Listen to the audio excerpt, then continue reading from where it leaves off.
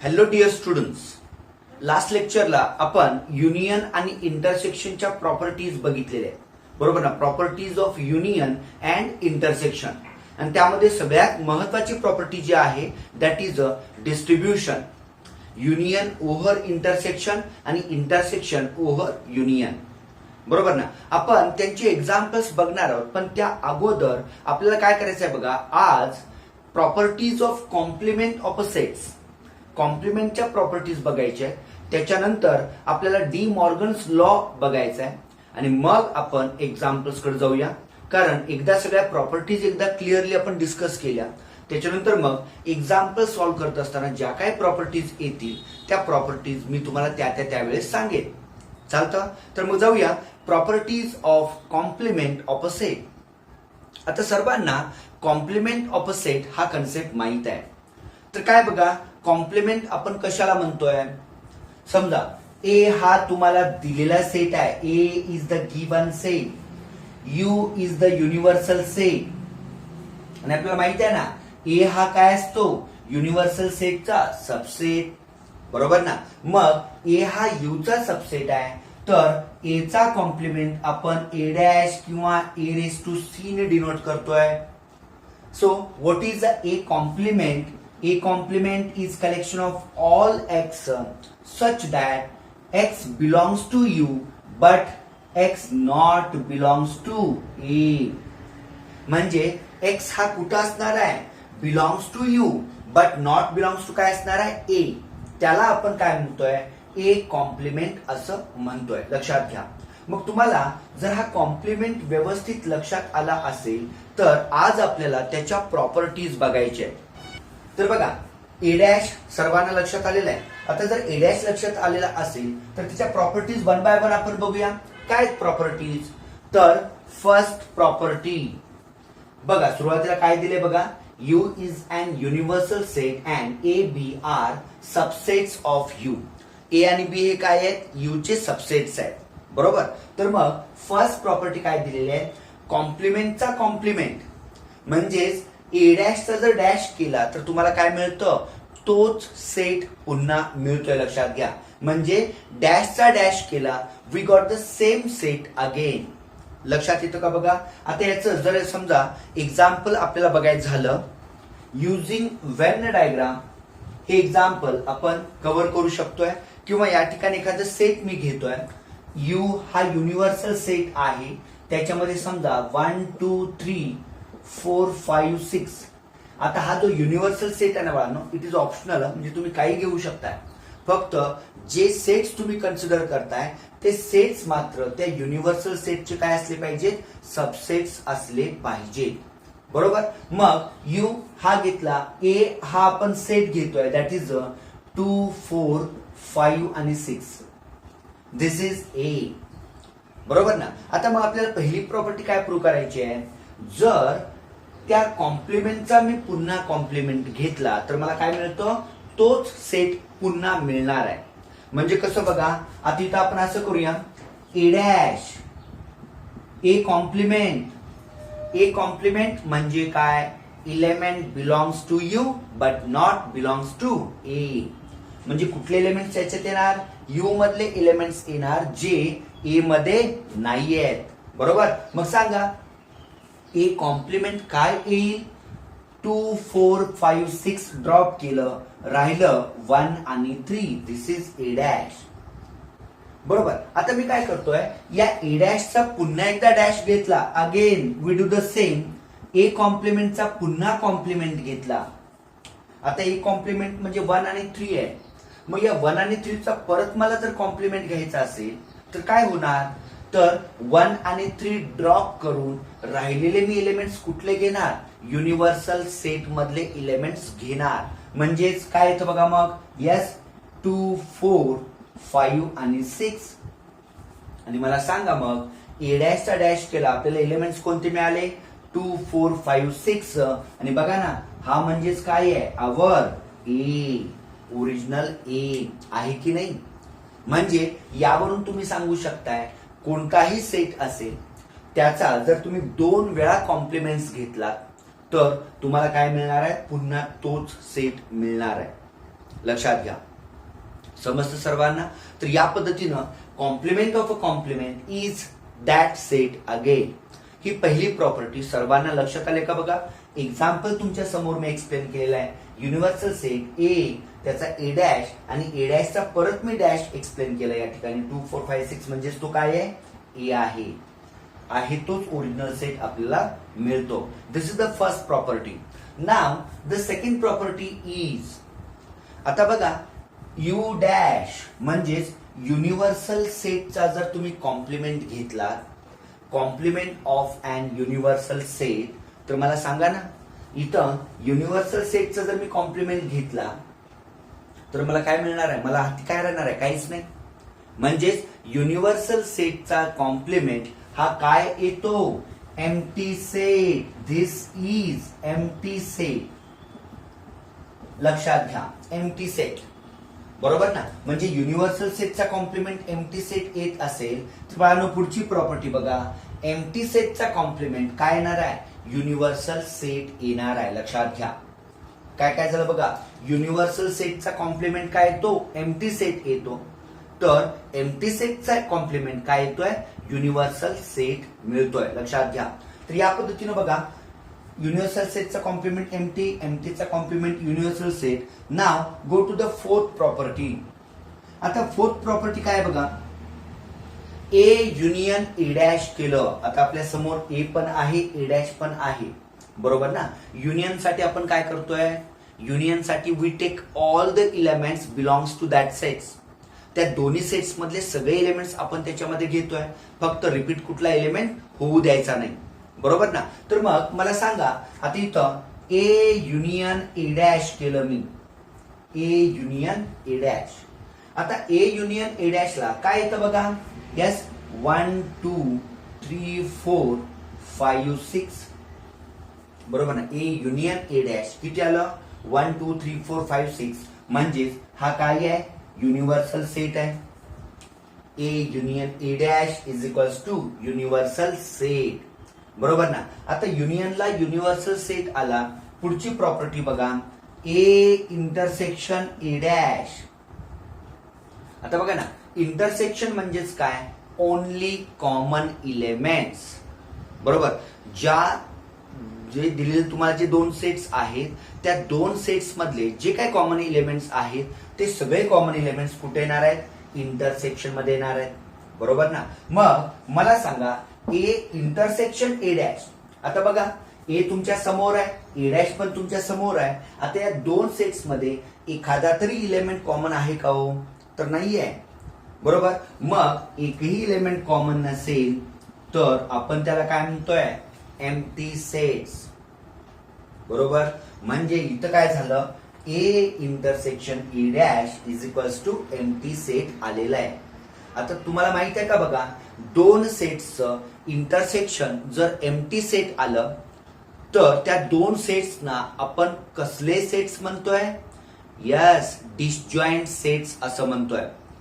If two sets have no any common element, then that two sets are nothing but disjoint sets. त्यांना आपण कसले sets म्हणतोय? Disjoint set.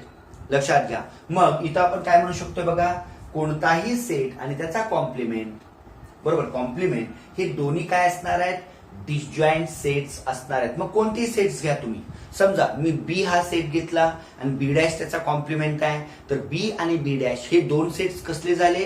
Disjoint sets. समजा P हा set त्याचा complement P dash आहे, तर पी इंटरसेक्शन पी डॅश काय येणार आहे? Empty set. म्हणजेच ते काय असणार आहेत? डिसजॉइंट सेट्स असणार आहेत. आलं लक्षात सर्वांना? तर मग ही फिफ्थ प्रॉपर्टी सर्वांच्या लक्षात आली का बघा. सर्वांना लक्षात आलेली आहे. आणि आता मग आपण जाऊया नेक्स्ट प्रॉपर्टीकडे. शेवटची प्रॉपर्टी आहे बघा. इथं आपण काय करतोय? युनिव्हर्सल सेट तोच घेतला मी.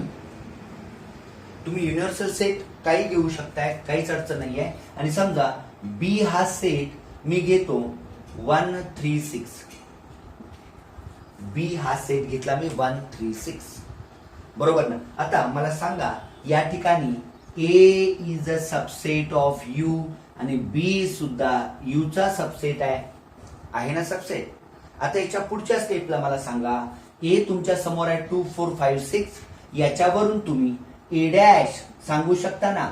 ए डॅश काय येतं बघा, A dash yes, A dash is equals to 1 3, बरोबर ना. ए डॅश किती येणार आहे, element belongs to U but not belongs to A. 2 4 5 6 आहे तिथं, तर 1 आणि 3 हे दोनच एलिमेंट्स आले त्याच्यामध्ये, बरोबर. आता तिथं काय झालंय बघा, आपल्याला काय करायचं, प्रॉपर्टी काय घ्यायची, ए इज अ सबसेट ऑफ बी. ए हा बी चा सबसेट असला पाहिजे.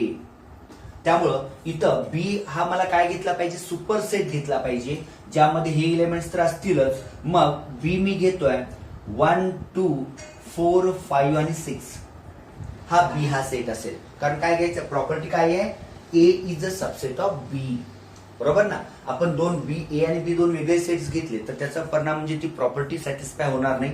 कारण जेव्हा ए हा बी चा सबसेट असेल बाळांनो, तेव्हा ए चे सगळे एलिमेंट्स कुठं असणार आहेत, बी मध्ये असणार आहेत, बरोबर ना. तर बघा मग इथं ए यू चा सबसेट आहे, बी यू चा सबसेट आहे, त्याचबरोबर ए इज अ सबसेट ऑफ बी. आता ए हा बी चा सबसेट आहे. बघा इथं काय होतं, आपल्याला जसं ए वरून आपण ए डॅश काढलं तसं काय करूया, बी हा सेट आपल्या समोर आहे, त्याच्यावरून आपण बी डॅश सांगू शकतोय. आता बी काय आहे बघा, 1 2 4 5 6, मग बी डॅश काय येणार आहे, फक्त 3. अलग लक्षात बघा, बी डॅश काय येणार आहे, elements belongs to U but not belongs to B, that is a B dash, बरोबर ना. मग बी डॅश तुम्हाला मिळाला सिंगलटन 3, ए डॅश तुमच्या समोर आहे 1 आणि 3. मग बघा इथं झालं काय, ए हा बी चा सबसेट असेल तर त्यांच्या कॉम्प्लिमेंट्स मध्ये काय रिलेशन असतं बघा, तर त्यांच्या कॉम्प्लिमेंट मध्ये सबसेटचं रिलेशन रिव्हर्स होतं. काय होतं, रिव्हर्स. म्हणजे कसं बघा, A is a subset of B, then see here B dash is a subset of A dash. जर ए हा बी चा सबसेट असेल ना, तर काय होतं, बी डॅश हा ए डॅशचा काय असतो, सबसेट असतो. B dash is subset of A dash. लक्षात आलं का बघा सर्वांना. तर या पद्धतीनं कॉम्प्लिमेंट्सच्या या ज्या प्रॉपर्टीज आहेत त्या प्रॉपर्टीज सर्वांना लक्षात आलेत का बघा. पहिली property, complement of complement is that set. Complement of universal set is empty set. Complement of empty set is universal set. A union A complement is U. A intersection A complement is empty set. And for last property, if A is a subset of B, then B complement is a subset of A complement. तर या 6 property सर्वांना लक्षात आलेल्या आहेत. तर आता मग याच्या पुढच्या कन्सेप्ट कडे आपण जाऊया. येस, आता डी मॉर्गन्स लॉ. आता डी मॉर्गन्स लॉ ने काय स्टेट केलेलं बघा, डी मॉर्गन्सनी. तर लक्षात घ्या, तुम्ही दोन सेट्सचं युनियन घेतलाय आणि त्या कम्प्लीट ब्रॅकेटचा जर तुम्ही कॉम्प्लिमेंट घेतलात किंवा दोन सेट्सचं तुम्ही इंटरसेक्शन घेतलाय आणि त्या कम्प्लीट ब्रॅकेटचा जर तुम्ही कॉम्प्लिमेंट घेतला तर नेमका बदल काय होतो बघा. कारण डी मॉर्गन्स लॉ खूप महत्वाचा बाळांनो. डी मॉर्गन्स लॉ आणि डिस्ट्रीब्युटिव्ह लॉ हे दोन लॉज तुम्हाला माहीत असले पाहिजे. कारण कॉम्पिटिटिव्ह एक्झाम मध्ये याचा यूज होतोय आणि तुम्हाला सांगतो, तुम्ही या डी मॉर्गन्स लॉचा यूज प्रोबॅबिलिटीचे क्वेश्चन सॉल्व्ह करण्यासाठी सुद्धा करू शकताय. जेव्हा आपण प्रोबॅबिलिटी बघूया तेव्हा पण तुम्हाला हा लॉ बघायला मिळेल. तर काय बघा पहिला लॉ, तर ए युनियन बी कम्प्लीट ब्रॅकेटचा complement, A union B complement is equals to what A complement intersection B complement. म्हणजे काय होतं, युनियनचा जेव्हा तुम्ही कॉम्प्लिमेंट घ्याल तेव्हा प्रत्येक सेटचा कॉम्प्लिमेंट आणि त्यांचं काय होतं, इंटरसेक्शन. त्याचप्रमाणे जर ए इंटरसेक्शन बी घेतला आणि त्याचा कॉम्प्लिमेंट जर तुम्ही घेतलात तर काय होतं बघा, A dash union B dash. म्हणजे थोडक्यात युनियनचं कॉम्प्लिमेंट घेतला तर तिथे intersection of separate complements of each sets आणि इंटरसेक्शनचं कॉम्प्लिमेंट्स घेतलात तर union of complements of that two sets. बरोबर. म्हणजे या पद्धतीनं हा डी मॉर्गन्स लॉ आहे. आपण हा लॉ आता लगेच व्हेरीफाय करूया. बरोबर. काय करायचं बघा, लेट म्हणतो मी. युनिव्हर्सल सेट आपल्याला घेतला पाहिजे. युनिव्हर्सल सेट समजा मी ABCDEFG घेतोय. काय घेऊ शकतो आपण युनिव्हर्सल सेट, मी तुम्हाला तेच सांगितलं. बरोबर. त्याच्यानंतर ए हा सेट समजा मी घेतलं ACF. बरोबर. बी हा सेट आपण घेतला समजा AFGE. झालं. ए आणि बी तुमच्या समोर आहे. बरोबर. आता मग इथं आपल्याला हे दोन्ही रिझल्ट व्हेरीफाय करायचे आहेत. आता मग हे दोन्ही रिझल्ट व्हेरीफाय करण्यासाठी आपल्याला काय केलं पाहिजे बघा. सगळ्यात पहिला ए आहे, बी आहे, यांचे डॅश काढूया ना. आता ACF आहे, तर या ए चा कॉम्प्लिमेंट काय येणार आहे. What is the complement of A.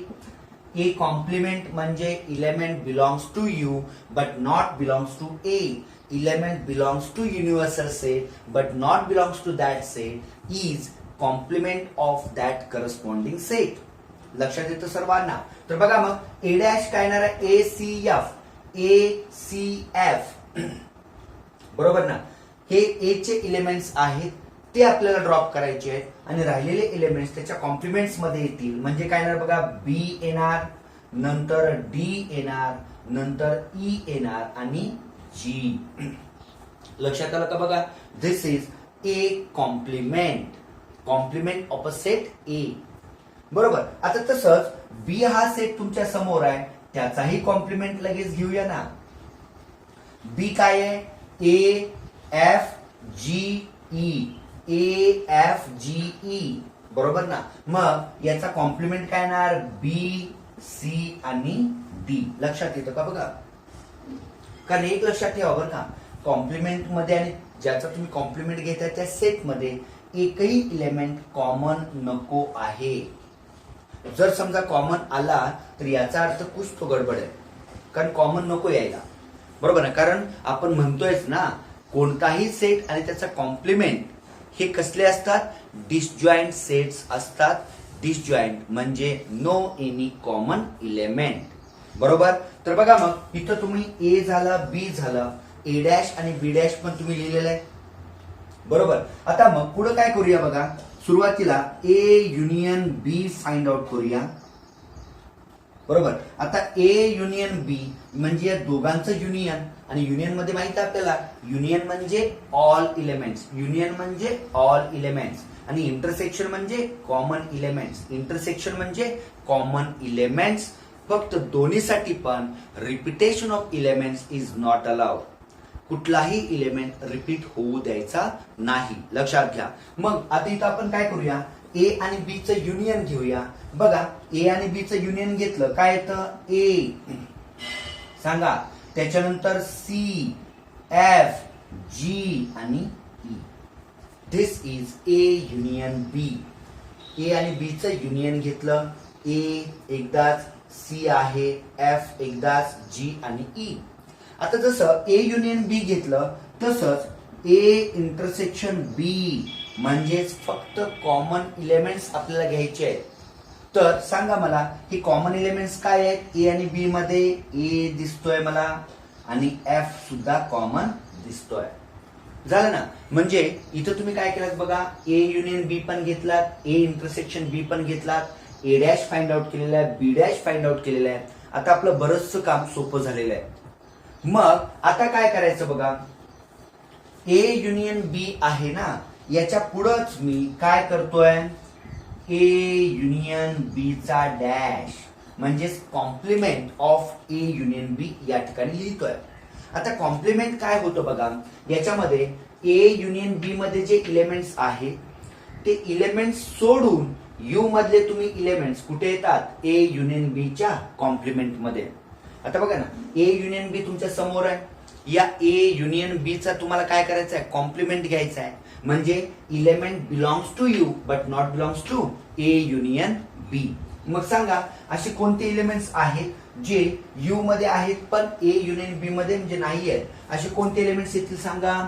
Yes, ए आहे, बी इथं नाहीये म्हणजे बी येणार, सी आहे, डी इथं नाहीये म्हणजे डी येणार, त्याच्यानंतर EFG झालं. ए इंटरसेक्शन म्हणजे ए युनियन बी चा डॅश तुम्हाला काय मिळाला बघा, बी आणि डी फक्त मिळालेला आहे. आता त्याच पद्धतीनं ए इंटरसेक्शन बी याचा कॉम्प्लिमेंट ही आपल्याला घ्यायचा आहे. आता ए इंटरसेक्शन बी चा कॉम्प्लिमेंट काय येणार हो? ए इंटरसेक्शन बी चे फक्त 2 एलिमेंट्स आहेत, ते 2 एलिमेंट्स सोडून बाकी युनिव्हर्सल सेट मधले सगळे एलिमेंट्स येतील. म्हणजे बघा काय काय येणार आहे, बी येणार, सी येणार, डी येणार, ई येणार, एफ नाही येणार आणि जी. बरोबर ना? ए आणि एफ सोडून बाकीचे सगळे एलिमेंट्स या ठिकाणी तुम्हाला मिळालेले आहेत. आता झालं ना, तुम्हाला जे काय प्रूव्ह करायचं आहे त्या प्रूफ मधल्या LHS सगळे आपल्याला इथे मिळालेले आहे. त्याचबरोबर RHS मधले सेपरेट एलिमेंट्स आपल्याला या ठिकाणी मिळालेले आहेत. बरोबर. आता मग आपण 1 बाय 1 रिझल्ट आपल्याला या ठिकाणी प्रूव्ह करायचे आहेत. तर त्यातला फर्स्ट रिझल्ट बघा काय म्हणतो मी, consider LHS, consider left hand side. LHS या ठिकाणी आपण कन्सिडर करूया. तर काय बघा LHS, what is LHS? Left hand side is equals to yes A union B dash, A union B चा डॅश. आणि मग सांगा मला what is the A union B dash? इथं आपल्या समोर आहे, that is B and D. याला मी म्हणतो नंबर 1. बरोबर, आपण ते सोडवलेलंच आहे ना, त्यामुळे ते फक्त परत रिपीट करायचं आहे बस. आता त्याच्यानंतर आपण RHS कडे जाऊया, right hand side. Yes, what is RHS? A dash intersection B dash. म्हणजे बघा A dash intersection B dash म्हणजे इथं आपण काय करतोय बघा, ए डॅश पण तुमच्या समोर आहे आणि बी डॅश पण तुमच्या समोर आहे. या दोन्ही मधले कॉमन एलिमेंट्स तुम्हाला घ्यायचे आहेत. Only common elements between A dash and B dash. तर घेऊया कॉमन. बघा इथं काय काय कॉमन दिसतं आपल्याला, बी कॉमन दिसतोय, डी कॉमन दिसतोय, ई नाहीये, जी नाहीये, सी नाहीये. बरोबर. So which are the common elements? Yes, B आणि डी. याला मी म्हणतो नंबर 2. लक्षात येतं का बघा सर्वांना? आणि मग इथं आपण आता काय म्हणतोय, from 1 and 2. From 1 and 2 what we get? Yes, LHS equals to RHS, A dash intersection B dash. Hence the result is proved. अलग लक्षात बघा. म्हणजे काय मिळालं तुम्हाला, A युनियन B चा dash is equals to A dash intersection B dash. आता लक्षात घ्या, हे जे सगळे रिझल्ट आहेत ना ते आपण युझिंग व्हेन डायग्राम म्हणजे डायग्रामच्या साहाय्याने पण आपण ते प्रूव्ह करू शकतोय. बरोबर ना? ते आपण नंतर प्रूव्ह करूया. कारण मी तुम्हाला सांगतो कॉम्पिटेटिव्हचे बरेच एक्झाम्पल्स तुम्हाला इन्स्टेड ऑफ सॉल्व्हिंग दॅट और युझिंग द प्रॉपर्टीज त्याच्या ऐवजी तुम्हाला व्हेन डायग्रामनी ते रिझल्ट फार सोपे जातात. म्हणजे व्हेन डायग्रामने तुम्ही ते रिझल्ट इझिली काय करू शकताय, व्हेरीफाय करू शकताय. सर्वांना लक्षात आलं? तर बघा हा पहिला रिझल्ट मी इथं व्हेरीफाय केलेला आहे, प्रूव्ह केलेला आहे. तो सर्वांना लक्षात आला का बघा? येस. आता जाऊया सेकंड रिझल्ट कडे. काय बघा सेकंड रिझल्ट? येस, नंबर 2 म्हणतो मी इथं. काय second result? A intersection B चा dash is equals to A dash union B dash. मग मला सांगा इथं तुम्हाला ए इंटरसेक्शन बी डॅश दिलेलं आहे. काय बघा, A intersection B dash consider LHS म्हणूया आपण. LHS काय आहे? ए इंटरसेक्शन बी चा dash. And what is that? LHS सोडवलेलं आहे आपण इथं, बी सी डी ई आणि जी. ए इंटरसेक्शन बी डॅश समोर आहे तुमच्या बी सी डी ई आणि जी. बरोबर ना? हा काय झाला, ए इंटरसेक्शन बी डॅश. बरोबर. आता मग पुढचं RHS कडे जाऊया. राईट हँड साइड काय सांगते बघा, what is RHS? Yes, RHS is A dash union B dash. म्हणजे तुम्हाला काय करायचं आहे, या ए डॅशचं आणि बी डॅशचं काय करायचं आहे, युनियन घ्यायचं आहे. Take the union of A dash and B dash. आता तुम्हाला माहित आहे युनियन मध्ये काय होतं, we take all the elements. फक्त रिपीट कुठला एलिमेंट होऊ द्यायचा नाही. बरोबर ना? मग या दोघांच्या युनियन मध्ये काय येणार बघा, A dash union B dash. बघा बी नंतर सी नंतर डी नंतर ई नंतर जी. याला म्हणतो मी नंबर 1, याला म्हणतो मी नंबर 2. आणि मला सांगा फ्रॉम 1 and 2 काय म्हणतील आपल्याला from 1 and 2 yes A intersection B dash is equals to A dash union B dash. आलं का लक्षात बघा सर्वांना. तर या पद्धतीनं डी मॉर्गन्स लॉ आपण व्हेरीफाय केलेला आहे. तर लक्षात घ्या डी मॉर्गन्स लॉ व्हेरीफाय करा असाही प्रश्न तुम्हाला विचारला जातो. बरोबर ना. Verify D Morgan's law. बरोबर. तर आता आज बाळांनो आपण प्रॉपर्टीज ऑफ कॉम्प्लिमेंट आणि त्याचबरोबर डी मॉर्गन्स लॉ आपण या ठिकाणी बघितलेला आहे. तर उद्याच्या नेक्स्ट लेक्चरला आपण काय करूया जे काही डिस्ट्रीब्युटिव्ह प्रॉपर्टीज आपण बघितलेल्या आहेत त्या डिस्ट्रीब्युटिव्ह प्रॉपर्टी आपण व्हेरीफाय करूया आणि त्याचबरोबर ही जी काही प्रॉपर्टीज आहेत हे रिझल्ट आपण युझिंग व्हेन डायग्राम आपण प्रूव्ह करूया. चालतं. इथं आपण थांबतोय. नेक्स्ट लेक्चरला युझिंग व्हेन डायग्राम आपण या प्रॉपर्टीज आणि डिस्ट्रीब्युटिव्ह लॉ व्हेरीफाय करायचा आहे. ओके. थँक्यू.